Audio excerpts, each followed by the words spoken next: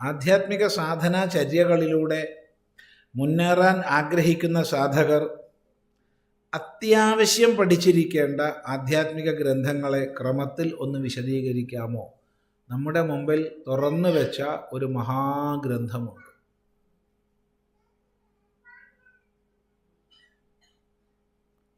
നമ്മളെ മുമ്പിൽ തുറന്നു വെച്ച ഒരു മഹാഗ്രന്ഥം, അത് നോക്കുക.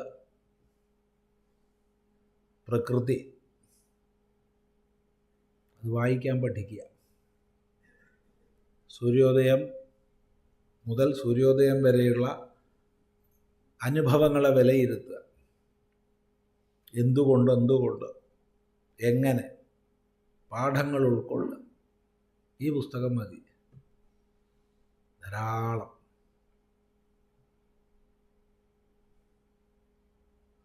അതിനേക്കാൾ വലിയൊരു പുസ്തകം ഇല്ല, അതേ പറയാൻ പറ്റൂ.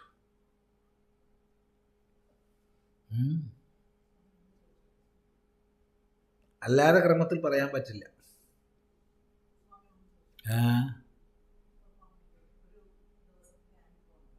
ആ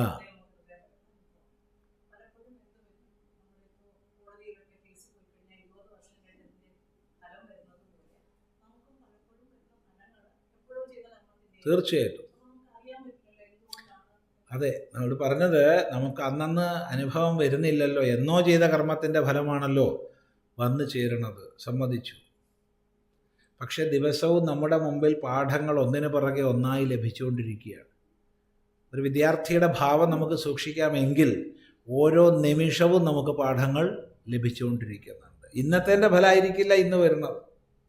പക്ഷെ അവിടെയാണ് കാര്യകാരണ ബന്ധം എന്ന ഒരു നിയമം നമ്മൾ മുൻനിർത്തേണ്ടത്. അപ്പോൾ കാര്യകാരണ ബന്ധത്തെ മുൻനിർത്തിക്കൊണ്ട് നമ്മുടെ ജീവിത അനുഭവങ്ങളെ വിലയിരുത്താൻ നമുക്ക് സാധിക്കുമെങ്കിൽ ശ്രമിച്ചാൽ അത്ര നല്ല ആധ്യാത്മിക പുസ്തകം വേറെ ഒന്നുമില്ല.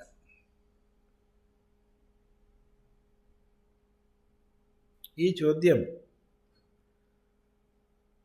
ഇതേ ചോദ്യം ചെറുതായപ്പോൾ നമ്മൾ ചോദിച്ചിരുന്നു ഒരു ആചാര്യനോട്. ആ ആചാര്യൻ സന്യാസി ശ്രേഷ്ഠനാണ്. അല്പം വ്യത്യാസപ്പെടുത്തിയാ പറഞ്ഞത്. നീ ഒരു ദിവസം മുഴുവൻ നിരീക്ഷിക്കൂ. അതിന് ഏറ്റവും നല്ലൊരു സ്ഥലം പറഞ്ഞുതരാം. ഉദയവും അസ്തമയവും ഒരേ സ്ഥലത്തിരുന്ന് നന്നായി കാണാൻ പറ്റുന്നൊരു സ്ഥലത്ത് പോയിട്ട് അവിടെ ഇരുന്നോളൂ, എന്നിട്ട് നിരീക്ഷിച്ചോളൂ. അതാണ് ഏറ്റവും വലിയ ആധ്യാത്മിക ഗ്രന്ഥം. അങ്ങനെ വീട്ടിൽ നിന്ന് സമ്മതമൊക്കെ വാങ്ങി കന്യാകുമാരി പോയി. കന്യാകുമാരിയിൽ ഉദയവും അസ്തമയവും ഒരേ സ്ഥലത്ത് കാണാമല്ലോ.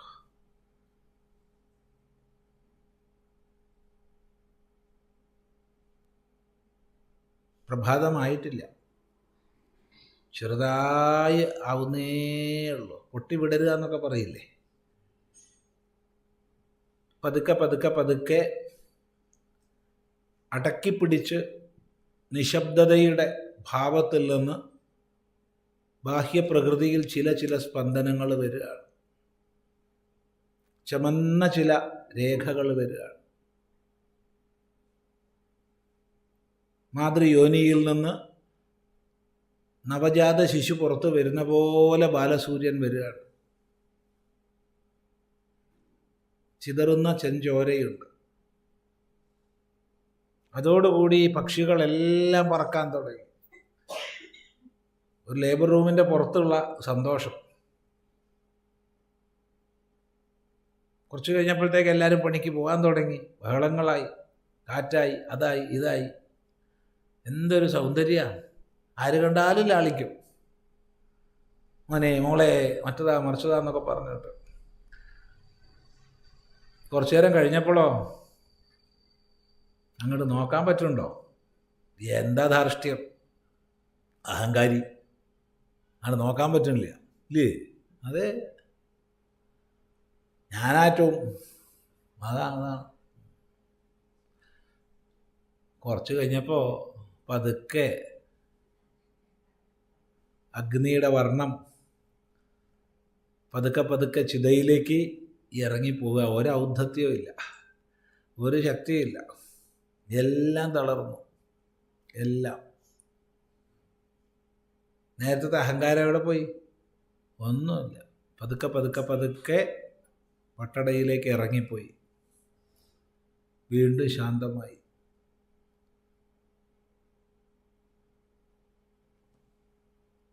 ഇത് നിരീക്ഷിച്ചു. ഇത്തരം പുസ്തകങ്ങൾ വായിക്കുക. ഇത്തരം പുസ്തകങ്ങൾ അമ്മ ഒരുക്കി വെച്ചിരിക്കുക നമുക്ക് വേണ്ടി. നമ്മൾ സൂര്യനെ ചന്ദ്രനെ കാണുന്നവരെന്നെ ചുരുക്ക, ചന്ദ്രിക കാണുന്നവർ ചുരുക്ക. വല്ലാത്തൊരു ജീവിതക്രമമായി മാറി നമ്മുടേതല്ലേ. നമ്മളെന്നെ ഒന്ന് ചിന്തിച്ചു നോക്കുക. ഞാൻ എത്ര ചന്ദ്രനെ കാണുന്നുണ്ട്. ഫ്ലാറ്റുകളിൽ താമസിക്കുമ്പോൾ ഇതൊന്നുമില്ല, സൂര്യനുമില്ല, ചന്ദ്രനുമില്ല.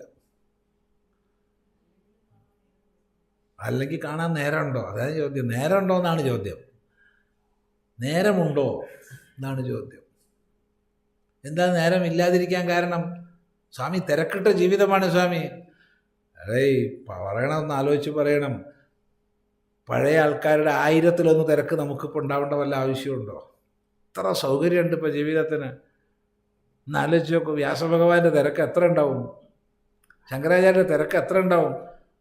ഓലയിൽ നാരായം കൊണ്ട് എഴുതണേ. ഇന്നിപ്പോൾ എന്താ കഥ? ഇത് പറഞ്ഞു കൊടുത്താൽ അടിച്ചു വരിക കമ്പ്യൂട്ടറിൽ നിന്ന്. എത്ര സൗകര്യമുള്ള നമുക്കാ തിരക്ക്. എന്നിട്ടിപ്പോൾ എന്താ ഇപ്പം ചെയ്ത് കൂട്ടണമെന്നാ? ഒന്ന് അവരൊക്കെ ജീവിതം ഒന്ന് ആലോചിക്കുക. എത്ര തിരക്കിട്ട ജീവിതമായിരിക്കും. ഭാരതം മുഴുവൻ സഞ്ചരിക്കുക, ശിഷ്യോപദേശം ചെയ്യുക. ഓ ഓ ഇന്ന് വല്ല തിരക്കുണ്ടോ നമുക്ക്? വെറുതെ പറയുകയാണ്. അധികം ആൾക്കാരും പറഞ്ഞ ഇന്ന് തിരക്കിട്ട ജീവിതമാണെന്ന്. അപ്പോൾ പണ്ടുള്ളവരൊക്കെ വെറുതെ മടിയൻ എന്നും മടിയനാ അല്ലേ? മടിയൻ എന്നും മടിയനാ.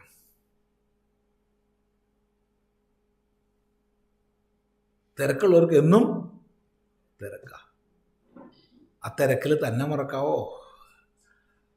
കുറച്ച് സ്വാർത്ഥത വേണ്ടേ?